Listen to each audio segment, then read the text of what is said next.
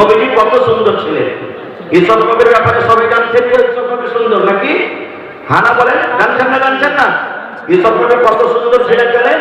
মুসলিম শরীফের একটা হাদিস এসেছে, আল্লাহ রাসূল বলেছেন দুনিয়াতে যত মানুষ এসেছেন কিয়ামত পর্যন্ত আসবে সমস্ত মানুষকে আল্লাহ অর্ধেক সূরা দান করেছেন।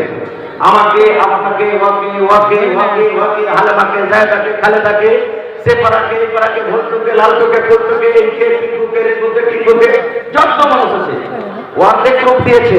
আর অর্ধেক লোক মুসা নবীকে একাই দান করেছে। আল্লাহ রাব্বুল আলামিন অর্ধেক লোক একাই দান করেছে। ভাই মুসলমান, এইবারে মুসা নবীর ঘটনা আমি বলতে যাব না, কত সুন্দর ছিলেন। একটুখানি আপনাকে শুধু দেখাবো। মুসা নবী, ইসব নবী আদি যে মিশরের বাদশা ওর একটা গোলাম বানিয়ে নিয়েছিলেন তাকে, ইসব নবীকে। ওর স্ত্রীর নাম হলো জুলাইখা। জুলাইখার বাড়িতে থাকে, সব সময় ঘোরাফেরা করে। এবার আস্তে আস্তে আস্তে জুলাইখা ইসব নবীর পিছে পাগল হয়ে গেলেন, দিওয়ানা হয়ে গেলেন।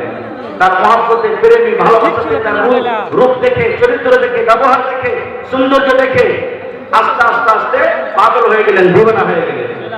এবারে আস্তে আস্তে কথাটা, এই সমস্ত কথাগুলা কি ছুটকে থাকবে ভাই?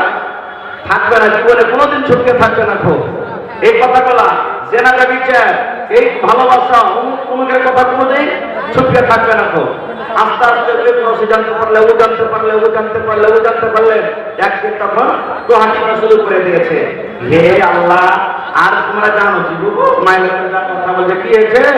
বলছে যে জুলাইখা আছে বাদশার স্ত্রী, ওর গোলাম ইসবের পিছে পাগল হয়ে গেছে। ঠিক একটা বাদশার স্ত্রী কি গোলামের পিছে পাগল হয়? এই দেখেন মায়ের বলে না যে মায়ের 36টা পাল্লা। বিবি জুলাইখা কিন্তু খুব চালাক ফসিয়া, কোনো গল্প বলি না ভাই। সূরা ইউসুফ ফেলে দেখবেন, একবারে পায়ে দেবেন, তার জন্য ফেলে দেখবেন। এবারে বিবি জুলাইখা তখন বলছে যে থাম রে, লিস্তি লাগানো দে, আমাকে তোরা পাগল বলছিস যে একটা গোলামের পিছে পাগল হয়ে গেছে, তোরা একটা মজা দেখাচ্ছি আমি। কি মজা? যারা যারা এই কথাগুলা বলেছে রাগাইতো সব থেকে কিন্তু দাওয়াত করেছে যে আমার বাড়িতে তোরা দাওয়াত, অমুক দিন চলে আসিস, সবাই চলে এসছে। আর এইসব মরুটা খুবই সুন্দর রে ভাই, ওকে এমন এমন সুন্দর সুন্দর জামা কাপড় পিন্ধাচ্ছে, আরো সুন্দর হয়ে গেছে। এবারে জুলাইখা বলছেন সব রুমের ভিতরে থাকবে, আর আমি যখন ইশারা করবো তখন তুমি মজলিসের ভিতরে শুধু এই রাস্তা দিয়ে যাবে, এই মাথা দিয়ে ওই মাথা দিয়ে তুমি বের হয়ে যাবে, তোমাকে কিচ্ছু করতে হবে না। বলছে ঠিক আছে, সুবহানাল্লাহ। এবার একটা চাকু, একটা ফল দিয়েছে সবকে মহিলাকে কাটতে জুলাইখা, যে আমি যখন অর্ডার করবো তখন তোমরা ফল কাটবে, এর আগে কিন্তু তোমরা কেউ কাটবে না। ঠিক আছে, সবাইকে চাকু আর ফল দিয়ে দেওয়া হয়েছে। সব অপেক্ষা করছে, ইন্তজার করছে যে জুলাইখা কখন কাটতে বলবে। এবারে জুলাইখা বলছে এসবকে, এসব ইশারা করছে, এখন তুই মজলিসে এসো। মজলিসে যেমন এসেছে এদিকে এরাকে ইশারা করছে যে তোমরা ফল কাটো, চাকুতে খাওয়াবো। ওরে আল্লাহ, তার সৌন্দর্য, তার রূপ, তার চেহারা দেখে সবাই ওর দিকে দেখছে, সবাই দেখছে ওর দিকে, আর ফল কাটতে শুরু করেছে। ওর রূপে, ওর সৌন্দর্যের কারণে ওরা বুঝতে পারে না যে আমরা ফলে চাকু দিচ্ছি কি মানে লোকে চাকু দিচ্ছি। আল্লাহ সুবহানাল্লাহ। এবার সব নিজের নিজের লোক কাটছে, ফলের জায়গাতে লোক কাটছে, দেখছে লোক কাটছে, সব ছুরি বসছে। এবার যখন লোক কাটতে লেগেছে, রক্ত বইতে লেগেছে, তখনই বিবি জুলাইখা বলছেন এ পাগলি গেলা, আরে মেয়েটা ফল কাটতে বলেছি, ফল নিজের নিজের লোক কাটে সব বসে আছিস। তখন যে ছাড়ি দিন, কি হলো, যা যা যা যা। তখন সবকে মহিলা বলছেন মালাকুনকারী, আরে জুলাইখা এটা মানুষ না, এটা বুজুর্গ ফেরেশতা। তখন বিবি জুলাইখা কি বলছে, রে আল্লাহর বান্দে, একটা নজর মাত্র তোমরা ইসবকে দেখেছো, একটা নজর মাত্র তোমরা, একটা সেকেন্ড, একটা মিনিট তোমরা ইসবকে দেখেছো। তার রূপ দেখে, তার চেহারা দেখে, তার হাসনা দেখে যদি তোমরা নিজের ফলটাকে না কেটে লোকটাকে যদি তোমরা কেটে ধরে দেবো, তাহলে সব আমার বাড়িতে আছে, আমার সাথে গল্প করে, আমার সাথে চলাফেরা করে, আমার সামনে ঘোরাফেরা করে, বগুরে বলো আমার সাথে কি হইতে পারে। এবার তখন বিবি জুলাইখা বলছে, বগুরে তাহলে তোমরা তো বুঝে নিয়েছো ইসবকে আমি কত ভালোবাসি, কি কারণে আমি ভালোবাসি। তোমরা আমার তরফ থেকে তোমরা একটু পায়রানি করে দাও, ইসবকে তোমার তোমরা বলো এই সত্যটা আমাকে ভালোবাসে। এবং সমস্ত মহিলারা ঈশ্বরকে বলছে তোমার মালিক যা বলছে তুমি শুনে নাও, জুলেখার কথাটা তুমি শুনে নাও। তোমার সাথে মনের আরমান থেকে পুরা করবে, জেনা বিচার করবে, ঈশ্বর তুমি তার কথাটা শুনে নাও, তার কথাটা মেনে নাও। এবারে বলছেন না আমি তার কথা মানবো না। দুনিয়ার যদি কোনো মানুষ দেখতে না পায় তবে একজন দেখছেন যার নাম হলো আল্লাহ। আমি তার সাথে কাজ করতে পারবো না। এইবারে মহিলারা তখন বলতে লাগলেন যদি তুমি তোমার মালিকার সাথে যদি একটা কথা না মানো, তার কথা না শোনো, যদি তার সাথে তুমি একবার জেনা না করো, তার সাথে যদি মিলনটা না করো, তাহলে তোমার মালিকার করে তোমাকে জেল ঘরাতে বন্ধ করে দেবে, খানাতে বন্ধ করে দেবে। এবারে আল্লাহ রাব্বুল আলামিন পড়লে বলেন ঈশ্বর নবী তখন বলেছেন মহিলারে দুনিয়ার মহিলারা তোমরা শুনে নাও, যদি আমাকে জেল ঘরে বন্ধ করে দাও আমি তৈরি আছি, রাজি আছি।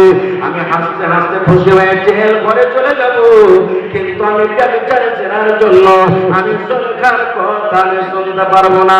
সুলেখার কথা শোনার থেকে আমার জেল ঘর কাটেছে ভালো। নারে তাকবীর। তাই কবি বলছেন হয়নি, হবে না, হতে পারে না আমার নবীর সাথে কারো তুলনা। হয়নি, হবে না, হতে পারে না আমার নবীর সাথে কারো তুলনা। ইউসুফকে দেখে যারা আঙ্গুল কেটেছে তারা কি আমার নবীর রূপ দেখেছে? ইউসুফকে দেখে যারা আঙ্গুল কেটেছে তারা কি আমার নবীর রূপ দেখেছে? আরে দেখতো যদি কেটে দিত, আরে দেখতো যদি কেটে দিত বলি যেখানা। হয়নি, হবে না, হতে পারে না আমার নবীর সাথে কারো তুলনা। হয়নি, হবে না, হতে পারে না আমার নবীর সাথে কারো তুলনা। যার শানে আল্লাহ তাআলা করলেন ঘোষণা, খোলকে আজিম আমার শাহে মদিনা, মুসলমানি নবী ছাড়া কিছুই মানে না। হয়নি, হবে না, হতে পারে না আমার নবীর সাথে কারো তুলনা। নারে তাকবীর। এবার নবীর চেহারা দেখেন, নবী কত সুন্দর ছিলেন। ঈশ্বর নবী কত শুনলেন। আল্লাহ নবী একদিন বসে আছেন, 14 দিনকার পূর্ণিমা চাঁদ। 14 দিনকার চাঁদ কেন পূর্ণিমা বলি? একবারে গোল হয়ে চাঁদটা হয়ে আছে, পূর্ণিমা করে গোটা চাঁদ হয়ে আছে, আর বাদল নাই, একবারে ঝকঝকে আলো। এবার নবীর পাঞ্জরে আবু হুরায়রা রাদিয়াল্লাহু তাআলা একজন সাহাবী বসে আছে। একবার চাঁদের দিকে দেখছেন, একবার নবীর চেহারা দিকে করে দেখছেন, আবার একবার চাঁদ দিকে দেখে দেখছেন, আবার একবার নবীর চেহারা দিকে দেখছেন। 2-4 ঘন্টা পর এবার নবী তখন বলছেন আবু হুরায়রা ব্যাপার কি? তুমি একবার চাঁদকে দেখছো, একবার আমার দিকে দেখছো। ওরে সুবহানাল্লাহ।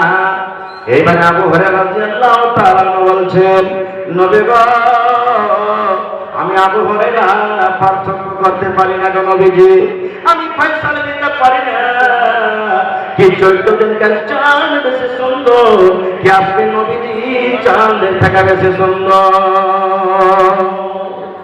আমি পার্থক্য করতে পারি না যে 14 দিনকার চাঁদ বেশি সুন্দর কি আপনি বেশি সুন্দর। আচ্ছা আপনারা বলেন তো, আমাদের শরীরটা যখন ঘেমে যায় তো ভালো লাগে না খারাপ লাগে? জোরে বলে খারাপ লাগে না? এখানে যদি কোনো একটা লোক হোটেল থেকে আসছে, কাম কাজ করে আসছে, গান্ধী গান্ধী সব দেখেছে, যেমনই আপনি আমাদের পাঞ্জাবে দাঁড়াবেন তেমনি একটা বাসনা করবে, দুর্গন্ধ করবে, করবে না? করবে না? তখন আমরা বলবো কেন গোসল গোসল করে, গোসল গোসল করে। কিন্তু ওরে আল্লাহ, আমার নবী কত সুন্দর ছিলেন। ওরে আল্লাহ, নবীর ঘাম কেমন ছিল শুনে নেন। আনাস বিন মালিক রাদিয়াল্লাহু তাআলা একজন সাহাবী বলেন, আল্লাহ নবী উম্মে সুলাইমের বাড়িতে একদিন নবীজি ঘুমিয়ে আছে, চামড়ার বিছানাতে নবী ঘুমিয়ে আছে। হ্যাঁ আমার দয়াল নবী কত কষ্ট করে রাত কাটালছেন বন্ধু। কতদিন নবী আমার খাজুরের পাটিতে, খাজুরের চাটাইতে সবের উপরে নবী আমার ঘুমিয়েছিলেন। ওই যুগে নবীর জন্য বিছানা ছিল না, ওরে আল্লাহ নবীর জন্য চাদর ছিল না, দয়ার নবীর জন্য তো সব ছিল না। এত কষ্ট করে নবী আমার ঘুমাচ্ছেন, আর আমাদের জন্য আজকে দেখেন তো সব মাথাতে বালিশ তোলা দিয়ে। দয়ার নবীর বালিশের কথা একটু শুনেন। দয়ার নবীর বালিশ ছিল কিসের? দয়ার নবীর বালিশ হলো খাতুনের চুকা আছে, খাতুনের ছিটকা আছে, এই ছিটকা দিয়ে দয়ার নবীর বালিশ তৈরি করা হতো। ওই আমার দয়ার নবী চামড়ার বিছানাতে একদিন নবী ঘুমিয়ে আছে। গরমের টান আপনারা জানেন, আমরাও জানি, যখন আমরা ঘুমিয়ে থাকি গরমের টাইমে, গরমের সময়তে আমাদের শরীরটা ঘামে কি ঘামে না? ঘামে কি ঘামে না? বিছানা ভেঙে যায়, চাদর ভেঙে যায়। এই মতো দয়ার নবী ঘেমে গেছে। দয়ার নবীর পাশে চলে এসেছে আমার নবীর ঘাম গলা, ওখানে তো কোনো সুতির কাপড় নাই যে সেচে নিবে। দয়ার নবী যেমনই ঘেমেছে, চাপড়াতে ওই ঘাম গলা বাঁধিয়ে গেছে, চাপড়াতে ওই ঘাম গলা পাশে গলা জমা জমা হয়ে গেছে। এইবারে উম্মে সুলাইম আর একটা হাদিস আছে নবীজির ফুফু, নবীজি আমার ঘুমিয়ে আছে, দয়ার নবী আমার জানেন না।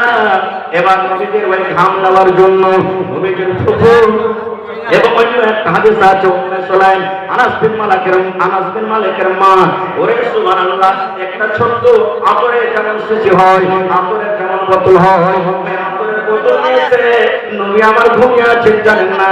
নবী করে ঘাম গলাকে পাসিনা গলাকে নিয়ে ভরতে ভরতে ঘাম গলাকে নিয়ে বোতলে ভর্তি করা হয়েছে। এই করতে করতে দয়ার নবী পথ করে জেগে গেলেন। জেগে দেওয়ার পর এবার বলছেন প্রভু তুমি কি করছো, কি ব্যাপার, তুমি আমার কাছে কি করছো? এবার বলছেন বেটা মোহাম্মদ, আমি তোমার ফুফুরের বেটা, তুমি যে ঘেমে গেছো, এই তোমার শরীরে যে ঘাম এসেছে ধন, এই পাসিনায় ঘাম গোলাকে আমি বোতলে ভর্তি করছি। এবার নবী যে বলছেন ফুফু জান, তুমি এই ঘাম গোলা বোতলে ভর্তি করে কি করবে? তুমি এই পাসিনা গোলা ভর্তি করে কি করবে?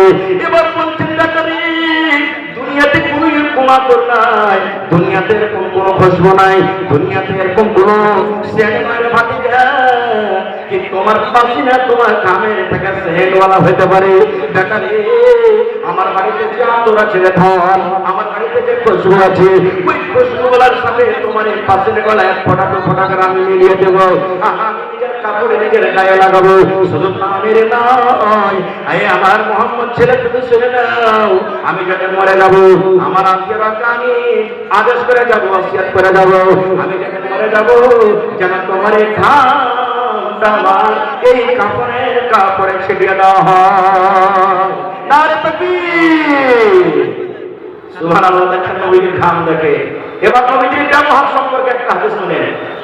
তাই আমার খুব একটা ছোট্ট করে বলেছে, আর দুটা মতো হাদিসের কথা বলবো, হাদিস লম্বা কিন্তু ছোট্ট করে বলবো। এখানে হাদিসের একটা আশা করছে কেউ আছে? কোন জায়গায় যত হাদিসের মজলিস আছেন কাবা শরীফ দেখেছে, আল্লাহ রাসূল যখন নবী হননি তার আগেও মক্কার লোকেরা কাবা শরীফে তওয়াফ করতে, হজ করতে আসতো। এবারে নবীজি নবী হলেন, তারপর মানুষরা হজ করতে আসছে। এবারে মক্কার সমস্ত লোক কি নবীর কথা মেনেছিলেন? বলেন, জোরে বলেন, মেনেছিলেন? মানেনি। নিজের চাচা মানেনি, নবীদের নিজের আপন চাচা নবীর কথা মানেনি, এরকম হয়েছে। এবারে সুবহানাল্লাহ, এবারে মক্কার লোকেরা যারা বাইরের দেশ থেকে হজ করতে আসতো তারা এলান করতো, রে ভাই তোমরা হজ করতে এসছো, হজ করে চলে যাও। কিন্তু ভাই রে, এই মক্কাতে একটা মোহাম্মদ আব্দুল্লাহ ছেলে মোহাম্মদ একটা ছেলে আছে, ওর সাথে ভাই দেখা করিস না তোরা। এত বড় জাদুঘর, এত বড় তার কাছে জিন আছে, যদি একবার দেখা করিস তার সাথে তোকে নিজের কব্জাতে করে নেবে। কিন্তু ভাই রে, খবরদার সাথে দেখা করিস না। ভাই যত লোক মানা করে নবীকে দেখার জন্য ওরা তো লোক লালাইতে হয়ে থাকে। হ্যাঁ, সারা জীবনে আর আসতে পাবো কি পাবো না, চল একবার দেখিনি, দেখা দেবে ওর চেহারাটা কেমন। সুবহানাল্লাহ, চল দেখিনি একবার চেহারাটা কেমন। ভাই সব লোকের কথা বলতে পারবো না। জামাল বলে একটা খুব বড় শায়র, আরবির পণ্ডিত, আর ও যা করবেন আমার কাছে মনে তো যা করবেন নাই আছে না নেই? সুবহানাল্লাহ, কেমন ও যা করবেন, যেই আগরবাতি সামনে রাখবে, ফুল সামনে রাখবে, সুবহানাল্লাহ, পান সুপারি তুলসী অবিগাবি আর সুন্দর করে মন্ত্র করবে। তাম্বা তুলসের প্রচার কইরা রাখিল রে হাইরে সোনার বান্দারে কিবা খাইবা কিবারে নিবা বলো রে হাইরে সোনার বান্দারে নাকি এরে আমার মা এ আমার খালা মনেরা শুনেন যারা এরকম কাজ করছেন মা তওবা করেন আল্লাহর দরবারে তওবা করেন না হলে মারে আপনি নামাজ পড়ছেন রোজা রাখছেন তেলাওয়াত করছেন এই মন্ত্র পড়তে পড়তে দোয়া পড়তে পড়তে যদি আপনার মত হয়ে যায় আল্লাহর জান্নাত আপনি যেতে পারবেন না আল্লাহর জান্নাত যাওয়া হবে না